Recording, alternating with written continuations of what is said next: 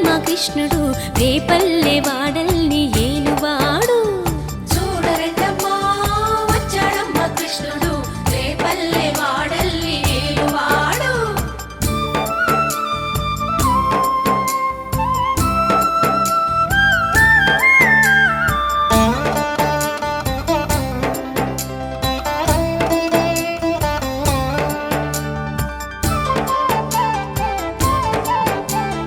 పడగలు తొక్కిన పిల్లాడమ్మా మడుగులో వాడిన గడుసోడమ్మా వచ్చాడమ్మా గోవుల గోపన్న.